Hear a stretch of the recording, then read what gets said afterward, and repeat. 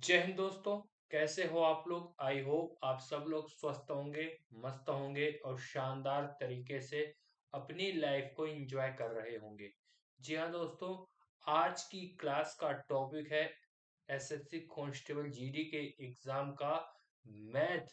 और मैथ में जो हम उसका टॉपिक करने वाले हैं एलसीएम यानी कि लीस्ट कॉमन मल्टीपल।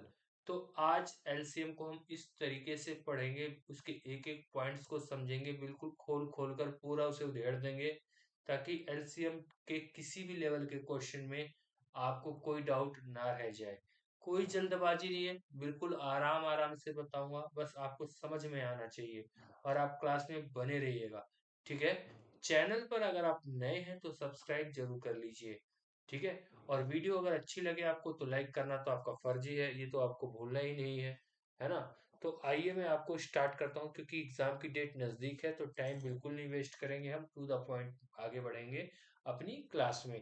तो क्लास में जो आज टॉपिक आपको बता ही दिया है मैंने, एलसीएम है ना? एलसीएम यानी कि लीस्ट कॉमन मल्टीपल, जिसे हिंदी में कहते हैं लघुत्तम समापवर्तक। क्या कहते हैं हिंदी में? हिंदी में इसे कहते हैं लघुत्तम समापवर्तक। इसको समझने के लिए एक छोटी सी बात है जिसको आप समझने की कोशिश करना, मैं एग्जाम्पल के साथ समझाऊंगा आपको। क्या है? यदि संख्या ए संख्या बी को पूर्णतया विभक्त कर दे, यानी कि कोई नंबर हो जो दूसरे नंबर को कंप्लीटली डिवाइड कर दे, तो ए को बी का गुणनखंड कहते हैं तथा बी को ए का गुणज कहते हैं। देखो कहना क्या चाह रहे हैं इसमें। देखो मान लो कि एक नंबर है, क्या है? नंबर 9 है, और जो दूसरे नंबर 36 को कंप्लीटली डिवाइड कर रहा है। ठीक है? 9 4 जा 36, कंप्लीट डिवाइड हो गया? जी हाँ, हो गया। तो 9 क्या हो जाएगा हमारा? 9 हमारा गुणनखंड हो जाएगा। क्या हो जाएगा? गुणनखंड। ठीक है? और ये क्या हो जाएगा हमारा? 4। 4 हमारा गुणज हो जाएगा। ठीक है? 9 हमारा गुणनखंड हो जाएगा, 4 हमारा गुणज हो जाएगा। इंग्लिश में गुणनखंड को कहते हैं फैक्टर। क्या कहते हैं? फैक्टर। और इसको कहते हैं मल्टीपल।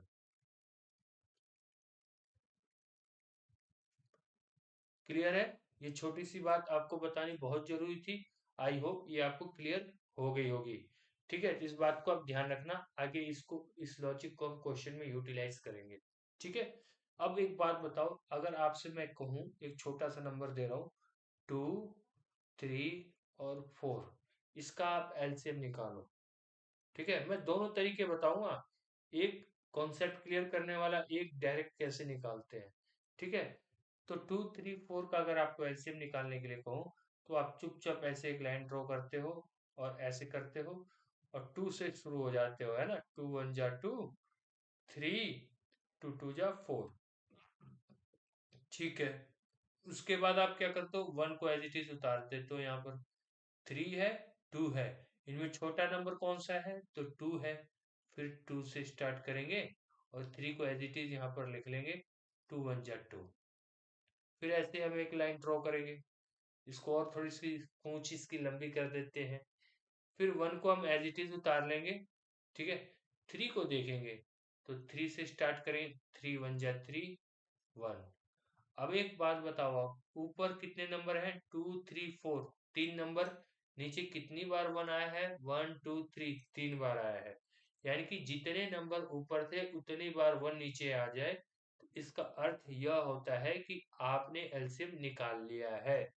तो अब आपसे पूछा जाए कि सर 2 3 4 का एलसीएम क्या होगा? 2 3 4 का एलसीएम क्या होगा? तो आप कहोगे 2 मल्टीप्लाई 2 मल्टीप्लाई 3, है ना? 2 2 जा 4, 3 जा 12। कहोगे सर 12 हमारा एलसीएम होगा। किसका एलसीएम होगा? 2 3 4 का एलसीएम होगा। क्लियर है यहाँ तक? कोई डाउट नहीं होगा आपको इसमें? आगे मैं और बताऊं? ठीक है।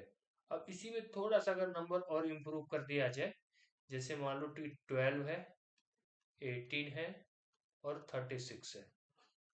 ठीक है? इसका अगर आपको एलसीएम निकालने के लिए कहा जाए, तो आप सबसे पहले क्या लोगे? 6?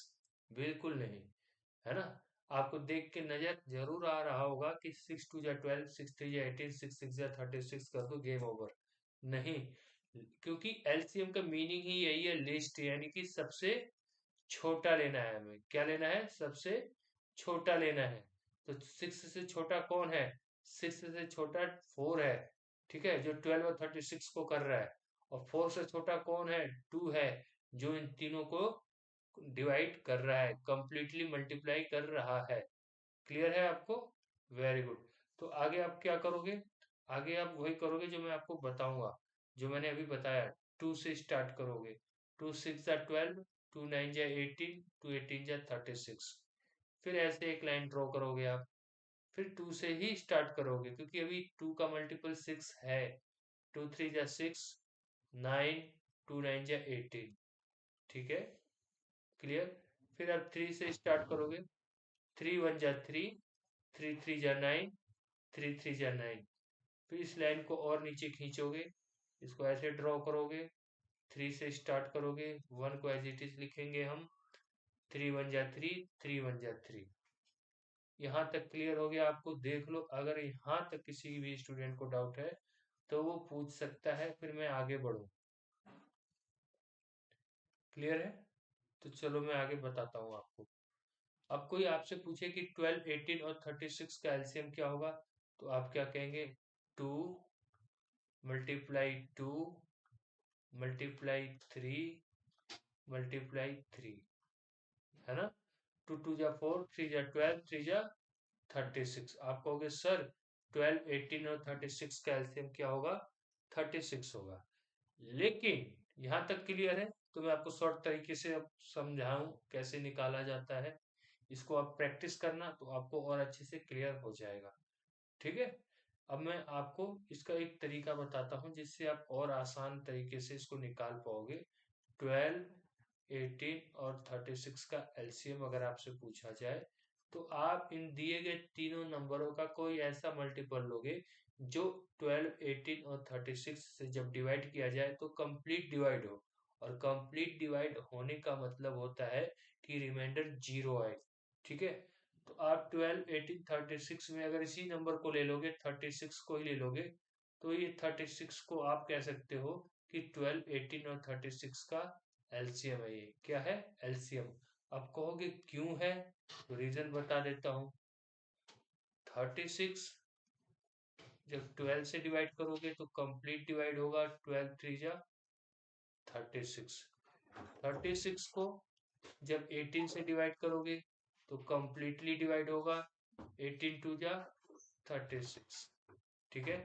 और 36 को जब आप 36 से डिवाइड करोगे, है ना, 36 से डिवाइड करोगे तो कंप्लीट डिवाइड होगा। 36 1 जा 36।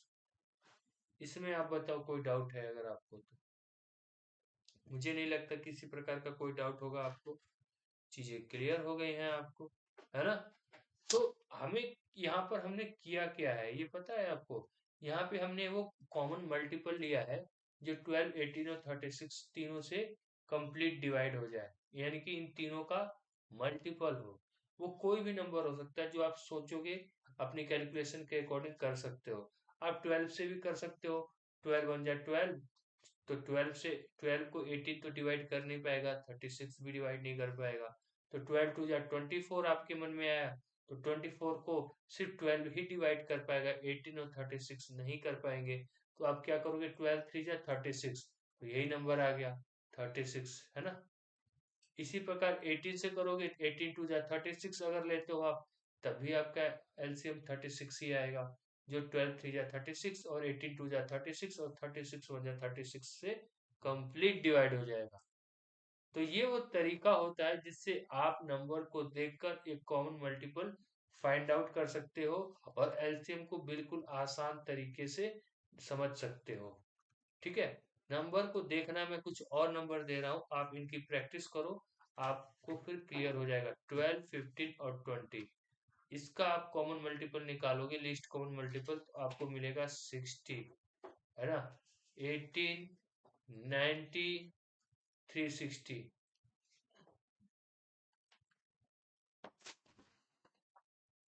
ठीक है, 18, 19, 360, इसका अगर आप निकालोगे, इसका आपको मिलेगा 360। क्या मिलेगा? 360। क्लियर है आपको? इसमें कोई डाउट है आपको? ऐसे किसी भी नंबर को लोगे अगर आप, तो आपको आपका उत्तर जरूर मिलेगा। ठीक है, फिर भी अगर कहीं कोई डाउट है तो आप पूछ सकते हो, मैं जरूर क्लियर करके तभी आगे बढ़ूंगा। ठीक है, नेक्स्ट अगर हम देखें तो नेक्स्ट क्वेश्चन है हमारा, क्या है? 14, 22, 77 का लघुत्तम समापवर्तक क्या होगा? Option A 462, option B 154, option C 168, option D 308। चार ऑप्शन दिए गए हैं, एक क्वेश्चन है, आपसे पूछा गया है कि एलसीएम बताइए 14, 22 और 77 का। ठीक है, तो जो तरीके से आपको बताया उसी तरीके से आप इसको सॉल्व कीजिए और इसका उत्तर बताइए आप मुझे,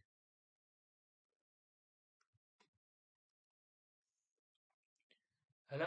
ध्यान देंगे। 14, 22 जिन्होंने क्लास लेट से ज्वाइन की, 77, है ना?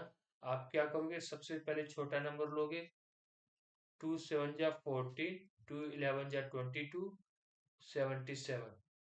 ठीक है, फिर आप क्या लोगे, 7 1 जा 7, 11 को एज इट इज लिख लोगे आप, 7 11 जा 77। ठीक है, उसके बाद आप 11 लोगे, 11 11 1 जा 11, 11 1 जा 11। तो अगर आप आपसे पूछा जाए कि सर एलसीएम क्या होगा किसका, 14, 22 और 77 का, तो आप कहोगे 2 मल्टीप्लाई 2, नहीं 2 मल्टीप्लाई 7।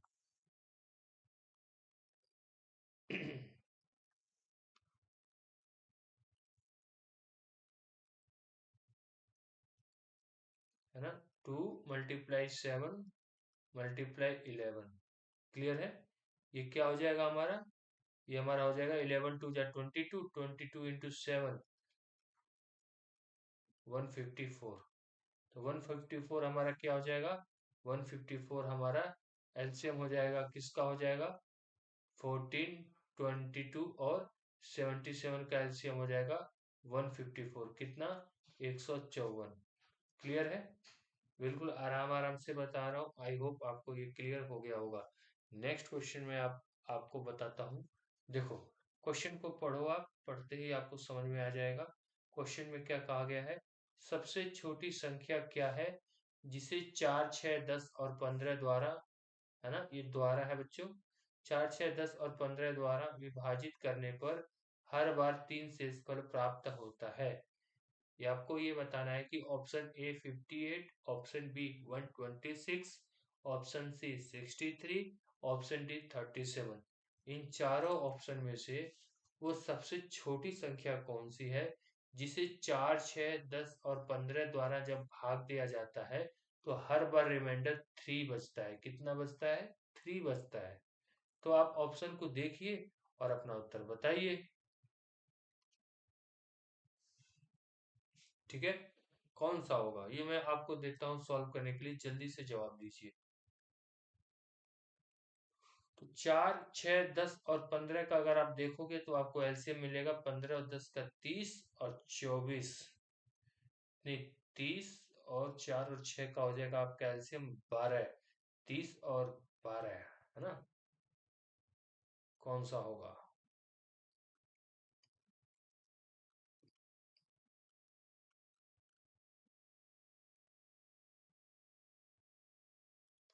12 और 30 का हो जाएगा आपका 60। ठीक है, देखो 4 और 6 का अगर आप एलसीएम निकालोगे तो आपको मिल जाएगा 12, 10 और 15 का अगर आप एलसीएम निकालोगे तो आपको नंबर मिलेगा 30, और फिर 12 और 30 का अगर आप एलसीएम निकालोगे तो आपको नंबर मिलेगा 60।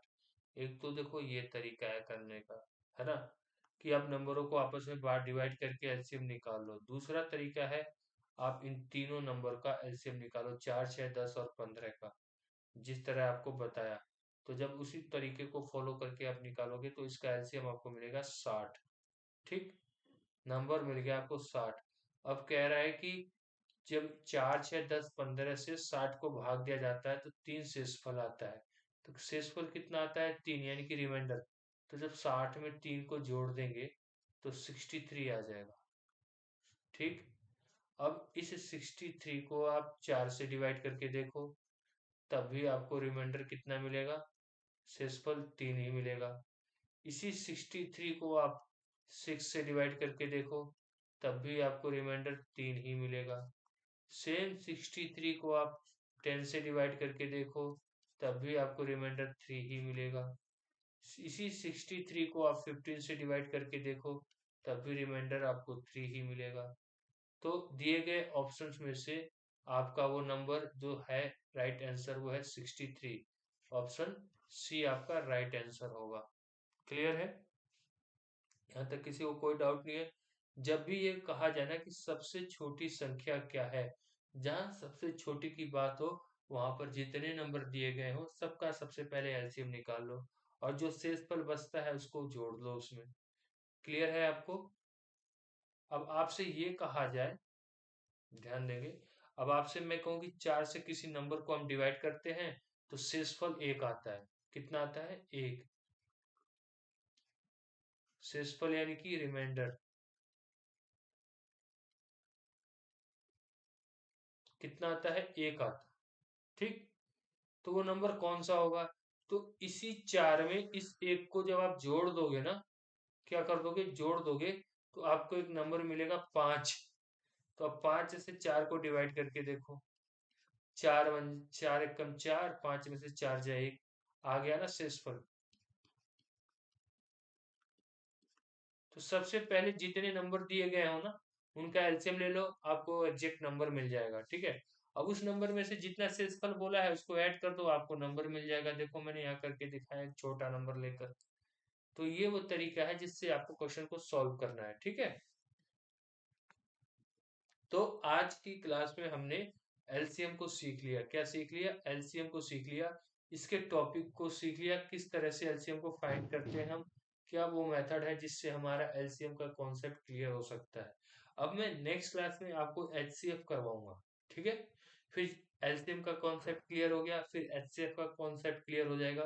फिर एलसीएम और एचसीएफ के मिक्स्ड कॉन्सेप्ट के साथ जो क्वेश्चन फॉर्म होते हैं, मैं उन क्वेश्चंस को करवाऊंगा। क्लियर?